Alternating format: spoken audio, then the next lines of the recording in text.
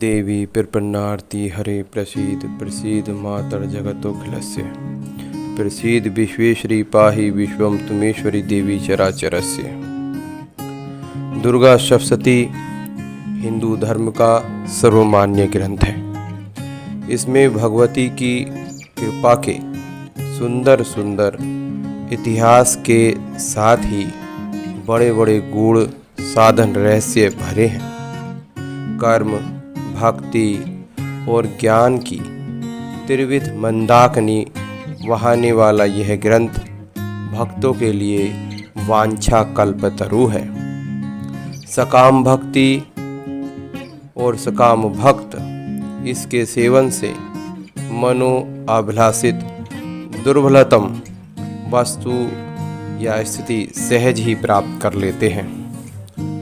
निष्काम भक्त परम दुर्लभ मोक्ष को पाकर कृतार्थ हो जाते हैं। राजा सुरस से महर्षि मेधा ने कहा था, तामु पाहि महाराज शरणम परमेश्वरी आधा धीरता सैव नृणाम भोग स्वर्गापवर्ता।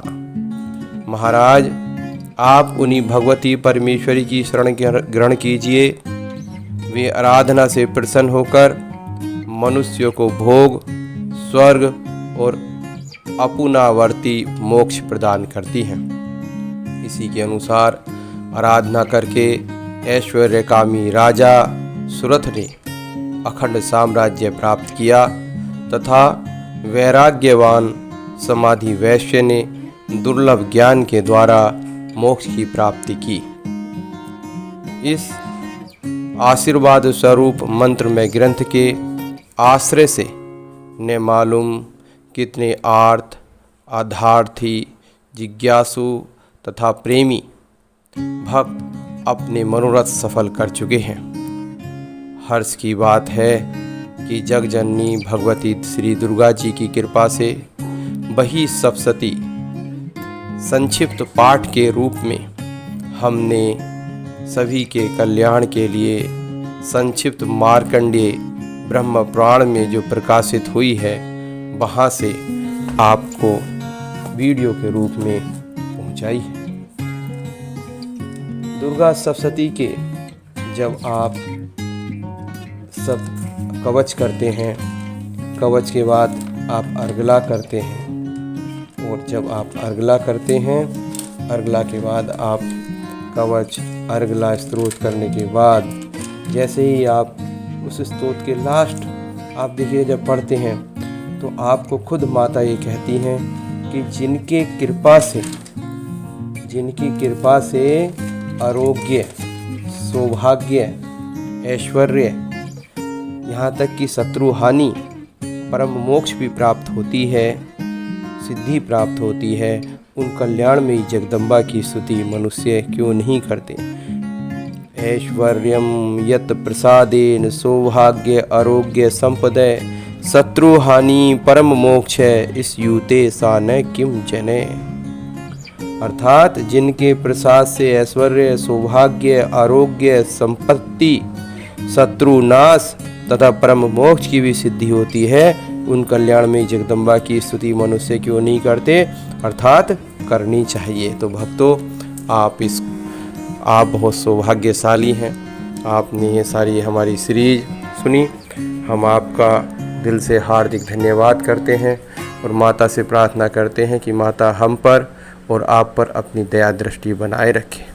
आइए अब हम दुर्गा सप्तशती के अंतिम अध्यायों में प्रवेश करते हैं और उनको संस्कृत और हिंदी में सुनते हैं। द्वादशो अध्यायः देवी चरित्रों के पाठ का महात्म्य। ध्यानम्।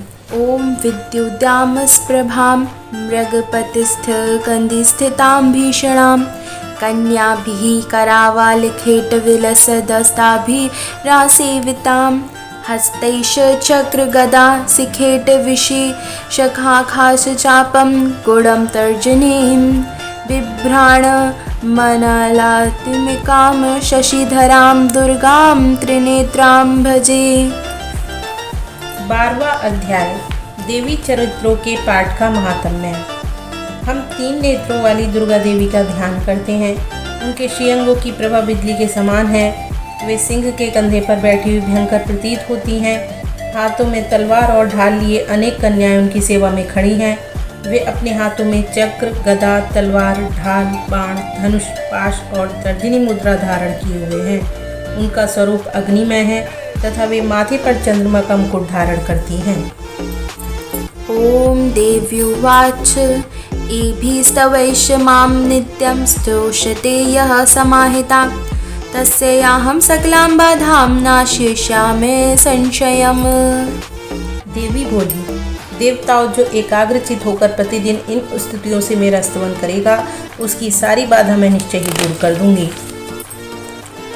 मधुकैटभनाशं च महिषासुरघातनां कीर्तयन्ति ये तद्वद्वधं शुम्भनिशुम्भयोः अष्टम्यां चतुर्दश्यां नवम्यां चैकचेतसः श्रूयन्ति चैव ये भक्तया मम माहात्म्यं मुक्तमं न तेषां दुष्कृतं केचित् दृष्टतोथा चापदः भविष्यति न दारिद्र्यं न चैविष्टवियोजनां शत्रुतो न भयं तस्येदस्यतो वा न राजतः न शस्त्रोलतो योगात् कदाचित् शुभ भविष्यति तस्मान्मे माहात्म्ये पठित्वं समाहितयः श्रोतव्यं च सदा भक्तयां परमं स्वस्ययनं हि तत् उपसर्गाशेषास्तुं महामारी समुद्वान् तथा त्रिविधिधमुत्पातं माहात्म्ये शमयेनम्।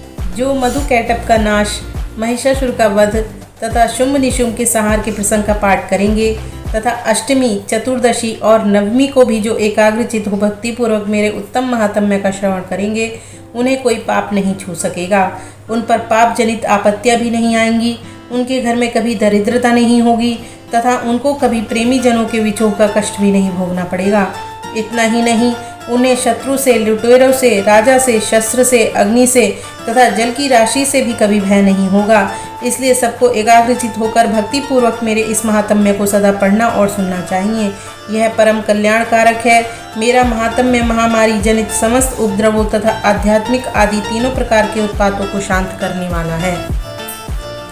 यत्र तत् पठयते समग्नित्ये मायतने मम सदा नात्वविमोक्ष्यामि सान्निध्यं तत्र मे स्थितं बलिप्रदाने पूजायामग्निकार्ये महोत्सवे सर्वं ममे चारितुम् उच्चार्यं श्रावयमेव च जानता वापि बलिपूजां तथा कृतां प्रतिचिषयाम्यहं प्रीत्यावन्नो होमं तथा कृतं शरत्काले महापूजा क्रियते या च वार्षिकी तस्यां मम तेन माहात्म्यं श्रुत्वा भक्ति समन्विता सर्वबाधा विनिर्मुक्तौ धनधान्यस्तुतसुतान्वितः मनुष्यो मत्प्रसादेन भविष्यति न संशयः श्रुत्वा मयितना माहात्म्य तथा चोत्पत्तयः शुभाः पराक्रमं च युद्धेषु जायते निर्भये पुमान्।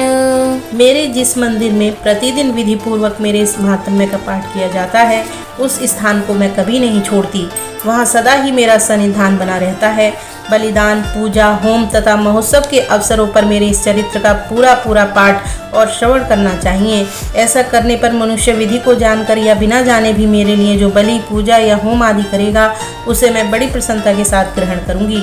शरद काल में जो वार्षिक महापूजा की जाती है उस अवसर पर जो मेरे इस महात्म्य को भक्ति पूर्वक सुनेगा वह मनुष्य मेरे प्रसाद से सब बाधाओं से मुक्त तथा धन, धान्य एवं पुत्र से संपन्न होगा। इसमें तनिक भी संदेह नहीं है। मेरे इस महात्म्य, मेरे प्रादुर्भाव की सुंदर कथाएं तथा युद्ध में किए हुए मेरे पराक्रम सुनने से मनुष्य निर्भय हो जाता है।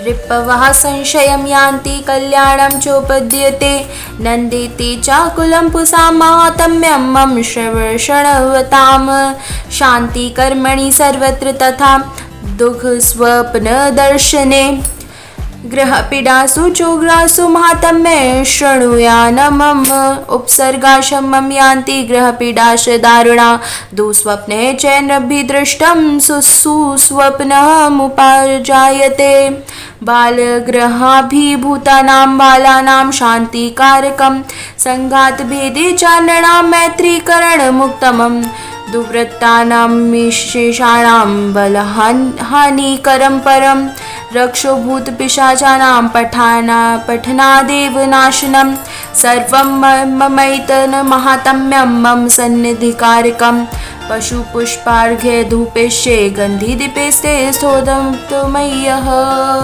मेरे महात्म्य का श्रवण करने वाले पुरुषों के शत्रु नष्ट हो जाते हैं, उन्हें कल्याण की प्राप्ति होती है तथा उनका कुल आनंदित रहता है। सर्वत्र शांति, कर्म में बुरे शब्द दिखाई देने पर तथा ग्रह जनित भयंकर पीड़ा उपस्थित होने पर मेरा महात्म्य श्रवण करना चाहिए।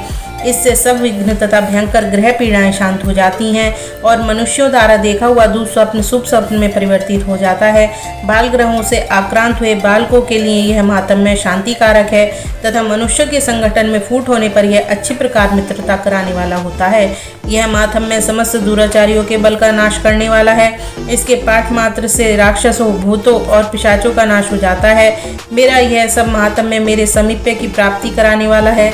पशु, पुष्प, अर्घ्य, धूप, दीप, गंध आदि उत्तम सामग्रियों द्वारा पूजन करने से, ब्राह्मणों को भोजन कराने से, होम करने से, प्रतिदिन अभिषेक करने से, नाना प्रकार के अन्य भोगों का अर्पण करने से तथा दान देने आदि से 1 वर्ष तक जो मेरी आराधना की जाती है और उससे मुझे जितनी प्रसन्नता होती है उतनी प्रसन्नता मेरे इस उत्तम चरित्र का एक बार श्रवण करने मात्र से हो जाती है।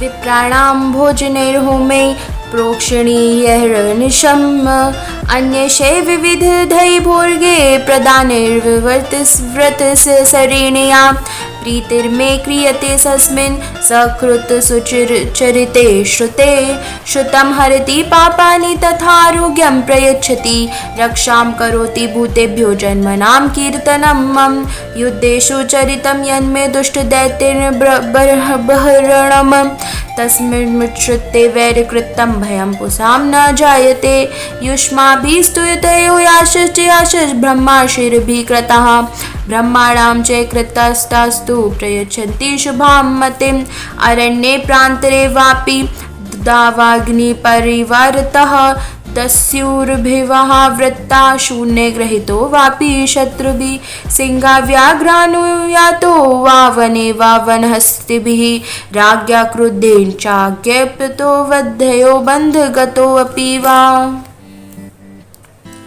यह महात्म्य श्रवण करने पर पापों को हर लेता और आरोग्य प्रदान करता है। मेरे प्रादुर्भाव का कीर्तन समस्त भूतों से रक्षा करता है तथा मेरा युद्ध विषयक चरित्र दुष्ट दैत्यों का संहार करने वाला है। इसके श्रवण करने पर मनुष्यों को शत्रु का भय नहीं रहता। देवताओं, तुमने ब्रह्म ऋषियों ने जो मेरी स्तुतियाँ की हैं तथा ब्रह्मा जी ने जो स्तुतियाँ की हैं वे सभी कल्याणमय बुद्धि प्रदान करती हैं। वन में, सूने मार्ग में अथवा दावानल से घिर जाने पर, निर्जन स्थान में लुटेरों के दाव में पड़ जाने पर या शत्रुओं से पकड़े जाने पर अथवा जंगल में सिंह, व्याघ्र या जंगली हाथियों के पीछा करने पर, कुपित राजा के आदेश से वध या बंधन के स्थान में ले जाए जाने पर अथवा महासागर में नाव पर बैठने के बाद भारी तूफान से नाव के डगमग होने पर आघुरे तो वातीन स्थिता पोते महार्णवे पतत्सु चापि शस्त्रेषु संग्रामे भृशदारुणे सर्वा बाधासु घोरासु वेदनार्भिद्युतोऽपि वा स्मरन् मते तच्चरितं नरो मुच्येत संकटात् मम प्रभावात् सिंहसाहाद्या दस्यैव वैरणस्थता दुरादेव पलायन्ते स्म ततश्चरितं मम। और अत्यंत भयंकर युद्ध में शस्त्रों का प्रहार होने पर अथवा वेदना से पीड़ित होने पर, किम भावना सभी भयानक बाधाओं के उपस्थित होने पर जो मेरे इस चरित्र का स्मरण करता है वह मनुष्य संकट से मुक्त हो जाता है। मेरे प्रभाव से सिंह आदि हिंसक जंतु नष्ट हो जाते हैं तथा लुटेरे और शत्रु भी मेरे चरित्र का स्मरण करने वाले पुरुष से दूर भागते हैं। ओम ऋषिरुवाच इति उक्त्वा सा भगवती चण्डिका चण्डविक्रमा पश्चातमेव देवानां तत्र त्रयीवान्तरधीयत ते अपि देवा निरातका स्वाधिकारान् यथा पुरा यज्ञभागभुजः सर्वे चक्रुविनेह निहतार्यः दैत्याश देवया निहते शुम्भे देवी रिपौ युधि। ऋषि कहते हैं, यूँ कहकर प्रचंड पराक्रम वाली भगवती चंडिका सब देवताओं के देखते देखते वही अंतर्ध्यान हो गईं। फिर समस्त देवता भी शत्रु के मारे जाने से निर्भय हो पहले की ही भांति यज्ञभाग का उपभोग करते हुए अपने अपने अधिकार का पालन करने लगे। संसार का विध्वंस करने वाले महाभयंकर अतुल पराक्रमी देव शत्रु शुंभ तथा महाबली निशुंभ के युद्ध में देवी द्वारा मारे जाने पर शेष दैत्य पाताल लोक में चले आए। जगद्विध्वंसिनी तस्मिन् महोग्रेतुल्विक्रमे निशुम्भे च महावीरे शेषा पातालमायुयुः। एवं भगवती देवी सा नित्यापि पुनः पुनः सम्भूय कुरुते भूपे जगतः परिपालनम्। तयतनमोहाते विश्वं सैव विश्वं प्रसूयते सा याचिता च विज्ञानं तुष्टा रिद्धिं प्रयच्छति। व्यापतं तयतत् सकलं ब्रह्माण्डं मनुजेश्वर महाकाल्या महाकाले महामारी स्वरूपया। सैव काले महामारी सैव सृष्टिर्भवत्यजा स्थितिं करोति भूतानां सैव काले सनातनी। भवकाले नृणां सैव लक्ष्मीर्वृद्धिः प्रदाग्रहे स्वसैवाभावे तथा लक्ष्मीर्विनाशायोपजायते। राजन, इस प्रकार भगवती अंबिका देवी नित्य होती हुई भी पुनः पुनः प्रकट होकर जगत की रक्षा करती हैं। वे ही इस विश्व को मोहित करती हैं, वे ही जगत को जन्म देती हैं तथा वे ही प्रार्थना करने पर संतुष्ट हो विज्ञान एवं समृद्धि प्रदान करती हैं। राजन, महाप्रलय के समय महामारी का स्वरूप धारण करने वाली वे महाकाली ही इस समस्त ब्रह्मांड में व्याप्त हैं। वे ही समय समय पर महामारी होती और वे ही स्वयं अजन्मा होती हुई भी सृष्टि के रूप में प्रकट होती हैं। वे सनातनी देवी ही समयानुसार संपूर्ण भूतों की रक्षा करती हैं। मनुष्य के अभ्युदय के समय वे ही घर में लक्ष्मी के रूप में स्थित उन्नति प्रदान करती हैं और वे ही अभाव के समय दरिद्रता बनकर विनाश का कारण होती हैं। स्तुता संपूजिता पुष्पैर्धूपगन्धादिभिस्ततः ददाति वित्तं पुत्रांश मतिं धर्मे गतिं शुभाम्। पुष्प, धूप और गंध आदि से पूजन करके उनकी स्तुति करने पर वे धन, पुत्र, धार्मिक बुद्धि तथा उत्तम गति प्रदान करती हैं। बोलो नमः चंडिकाय। नमः चंडिकाय। त्रयोदशो अध्यायः सुरत और वैश्य को देवी का वरदान। ध्यानम्। ओम बालाकरमण्डलाभासां चतुर्बाहुं त्रिलोचनां पाशाङ्कुशवराभिधि धारयन्तीं शिवां भजे। 13वां अध्याय सुरत और वैश्य को देवी का वरदान। जो उदय काल के सूर्यमंडल की सी कांति धारण करने वाली, जिनके 4 भुजाएं और 3 नेत्र हैं तथा जो अपने हाथों में पाश, अंकुश, वर एवं अभय की मुद्रा धारण किए रहती हैं, उन शिव्या देवी का हम ध्यान करते हैं। ओम ऋषिर्वाच एते कथितं भूपदेवी महात्म्ये मुक्तमम् एव प्रभावा सा देवी ययेदं धार्यते जगत् विद्या तथैव क्रियते भगवद्विषयो मायया। तया त्वमेष वैश्ये तथैवान्ये विवेकिनः मोहान्ते मोहिताशैव मोहमेशयन्ति चापरे। तामुपय्य महाराज शरणं परमेश्वरीम् आराधिता सैव नृणां भोग स्वर्ग पर्वगदा। ऋषि कहते हैं, राजन, इस प्रकार मैंने तुमसे देवी के उत्तम महात्म्य का वर्णन किया। जो इस जगत को धारण करती हैं, उन देवी का ऐसा ही प्रभाव है। वे ही विद्या ज्ञान उत्पन्न करती हैं।